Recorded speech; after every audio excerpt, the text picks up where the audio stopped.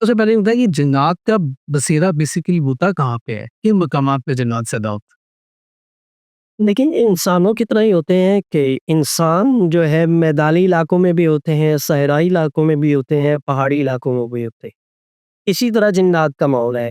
زیادہ تر جنات کا بسیرا گندگی کے ڈھیروں پہ ہوتا ہے، ویران جگہوں پہ ہوتا ہے۔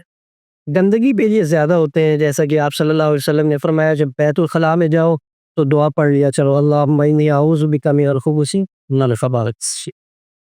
تو بظاہر ان کو ہم دیکھ نہیں سکتے کیونکہ اللہ نے قرآن پاک میں فرمایا ہے کہ تم شیطان کو نہیں دیکھ سکتے اور اس کے قبیلے کو بھی نہیں دیکھ سکتے، شیطان جنات سے ہی ہے۔ تو ان کی جو اثر حالت ہے اس میں ہم ان کو نہیں دیکھ سکتے، وہ ہمیں دیکھ سکتے، ٹھیک ہے۔ تو ہو سکتا ہے کہ جہاں ہم رہ رہے ہیں وہاں ہی ساتھ یہ بھی رہ رہے ہیں۔ اچھا، تو اسی لیے گھروں کو صاف رکھنا چاہیے، صاف رکھنا چاہیے اور وہاں پہ پاک رکھنا چاہیے، اور اللہ کا ذکر ہوتا ہے۔ قرآن پاک کی تلاوت، آیت الکرسی کا اہتمام لازمی طور۔